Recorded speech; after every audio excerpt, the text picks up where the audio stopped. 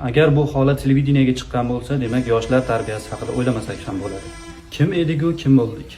Amir Temur, Mirzo Ulug'bek, Jaloliddin Manguberdi avlodimiz deb faxrlab endi ayta olamizmi? Oltindan qimmat o'zbek madaniyati temirdan arzon Yevropa madaniyatiga alishib qolmayaptimi?